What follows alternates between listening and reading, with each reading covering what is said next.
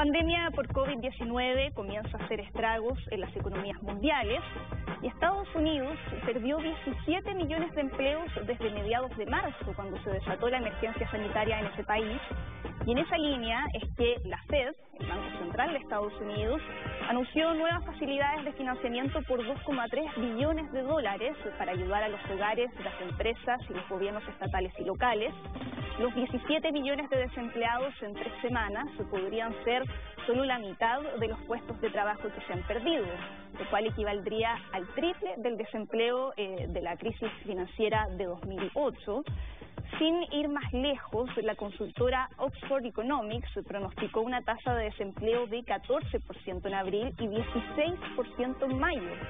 Y estas previsiones se dan cuando el virus, reportado por primera vez en China a fines de 2019, sigue diseminándose por el planeta. Estados Unidos ya superó las 16.000 muertes por COVID-19 y lidera el conteo de casos confirmados con más de 454.000 infectados.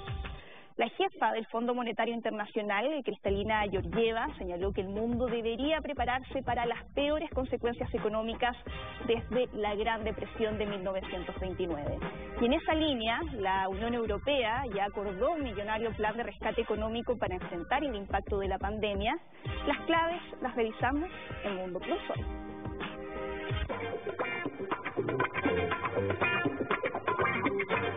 Es un tema que conversamos hoy con el analista y académico de la Universidad Tecnológica Metropolitana, Máximo Quitral. ¿Cómo estás? Muy buenas noches. Hola Soledad, ¿cómo estás? Buenas noches.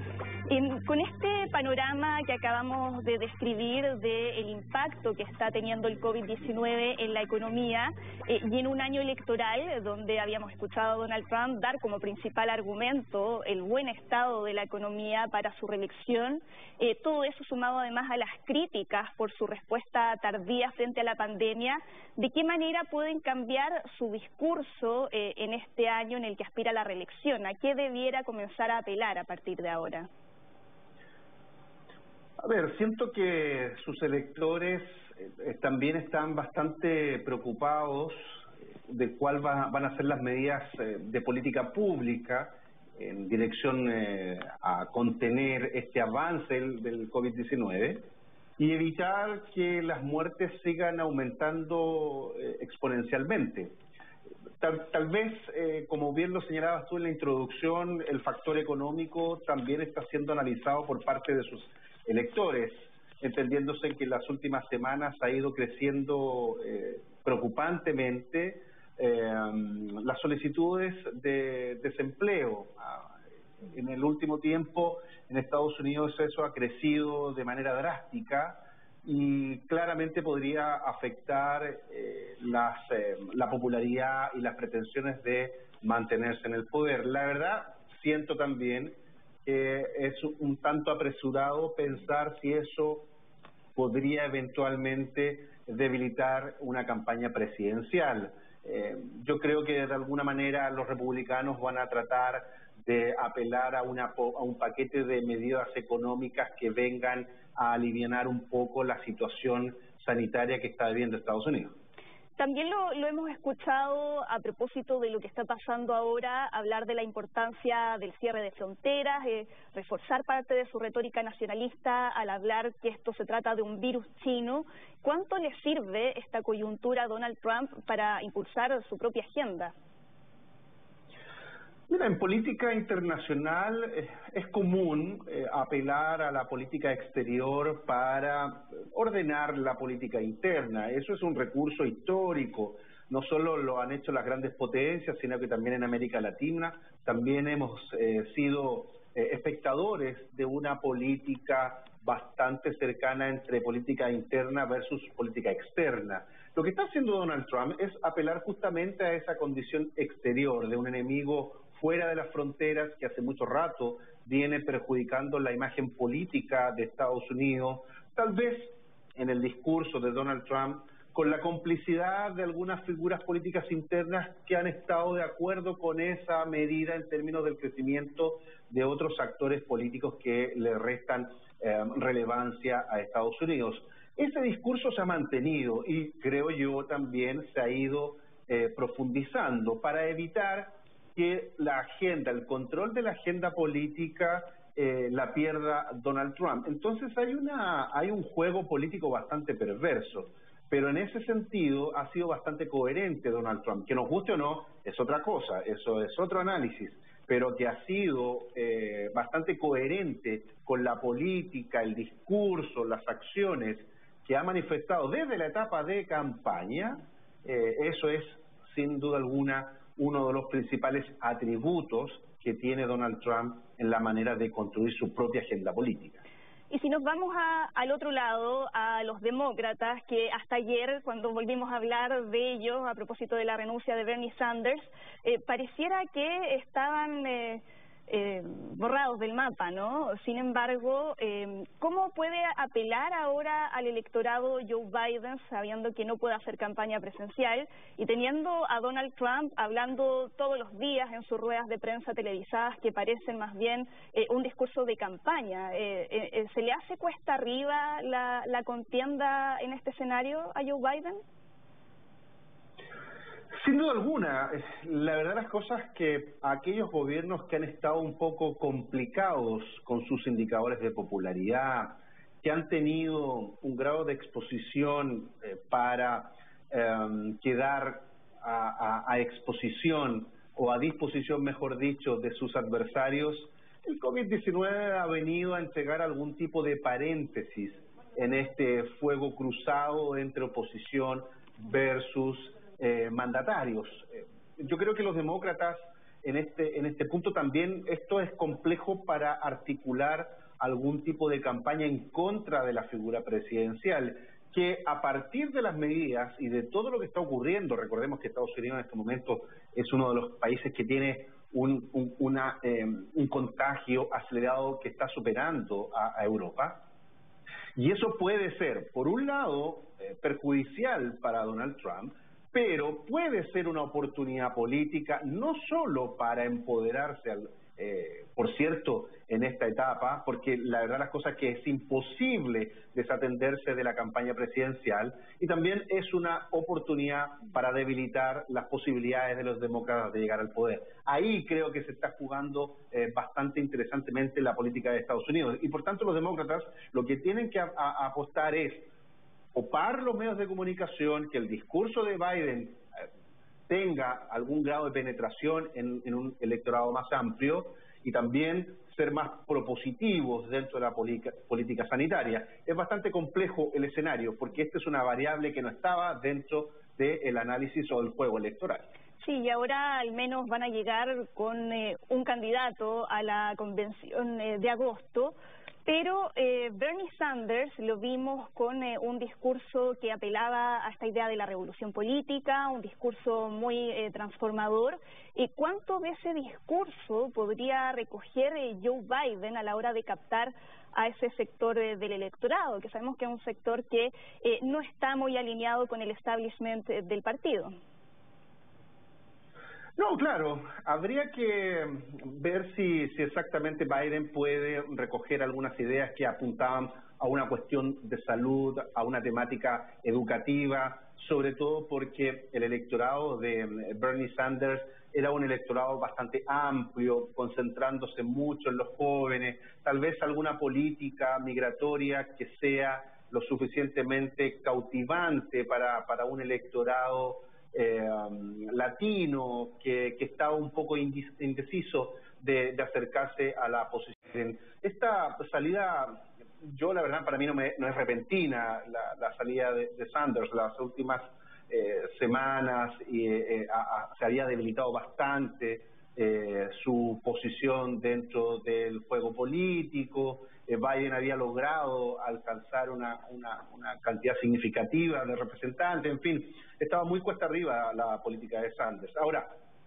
si Biden recoge elementos de política pública de Sanders, puede ser competitivo frente a Donald Trump. El punto es que para algunos sectores de los demócratas el discurso de Sanders era un poco radical, muy socialista, por llamarlo así. Y eso genera anticuerpos e incomodidad en un sector demócrata que, sin duda alguna, sigue siendo bastante conservador. Sí, te quiero llevar ahora a Europa, porque supimos que finalmente salió humo blanco, que hubo un acuerdo por el rescate económico, pero con toda esta discusión y los desacuerdos que hubo en torno a la mutualización de la deuda, que fue algo que entiendo que no se alcanzó en este acuerdo, ¿qué te parece el papel que ha desempeñado la Unión Europea cuando muchos están acusándola de falta de solidaridad y de asegurar que está en jaque su supervivencia? Sí, bueno, ese es un escenario re delicado, entendiéndose que la unificación de Europa o la unidad de Europa y esta conformación de Unión Europea se da a partir de conflictos bélicos bastante graves para la convivencia de Europa. Yo creo que también el fantasma, tú lo decías al inicio, yo creo que el fantasma de la crisis del 2008 todavía no desaparece del todo de Europa, entendiendo que algunos países la vivieron de manera mucho más grave o más profunda que otros. Recuerdo que España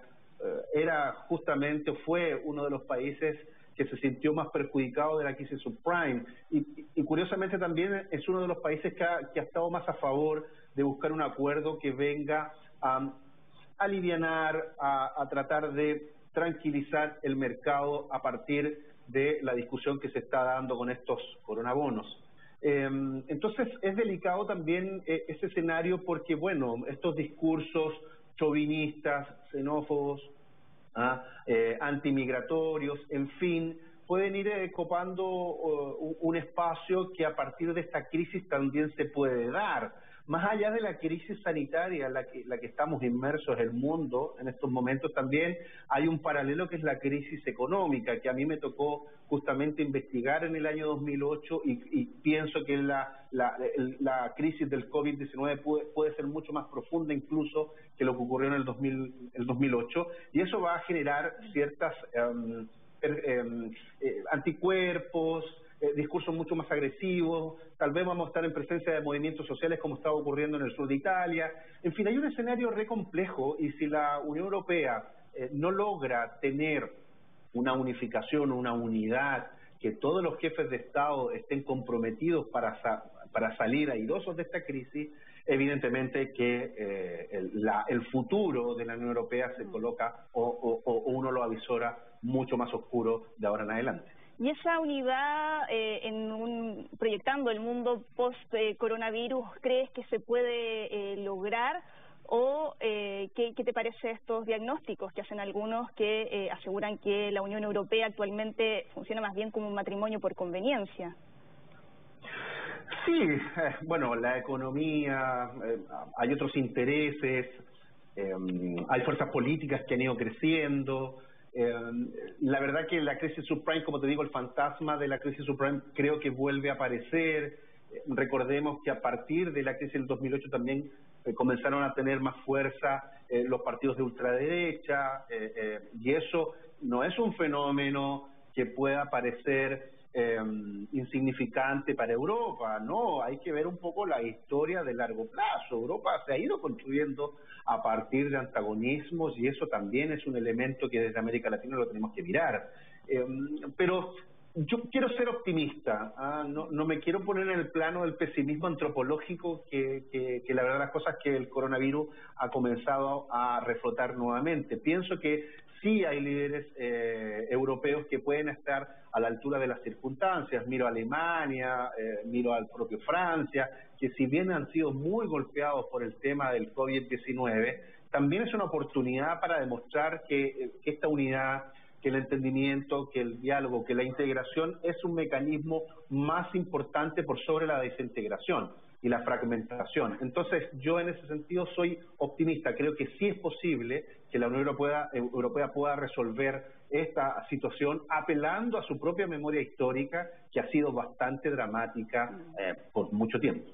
y las críticas que ha recibido la Unión Europea, sumado también a un Estados Unidos que parece haber renunciado a su papel como actor global relevante a la hora de articular una respuesta conjunta internacional frente a esta crisis.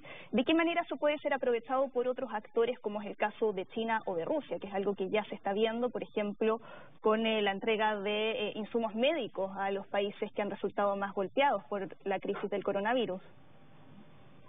Sí, bueno, China siempre juega muy estratégicamente. Uno tiene que mirar las potencias que han sido imperios. China, Rusia, que han apelado también a esta solidaridad, a demostrar que cuentan con una capacidad de insumos, de una capacidad de recursos humanos para poder ir en ayuda de aquellos países más golpeados y que, la verdad, sinceramente, se han visto expuestos dramáticamente a la situación del coronavirus. Pero también una cosa es la articulación de la ayuda, a demostrar una capacidad geopolítica, de estrategia, que puedan tener y demostrar estos países. ¿Y cuál va a ser la reacción de Estados Unidos? Donald Trump, sinceramente, no pienso que vaya a permitir que esta recuperación del espacio internacional a partir de su política global sea permeada por intereses políticos tanto de Rusia como de China. Creo que los va a mantener al margen, no por nada a apelar a que es un virus chino, tiene un componente simbólico.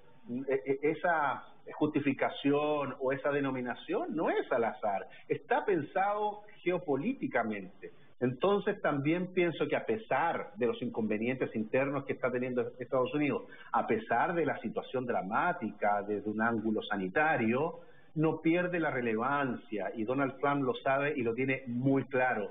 Por tanto, también va a contener el avance que puedan tener estas grandes potencias a escala mundial.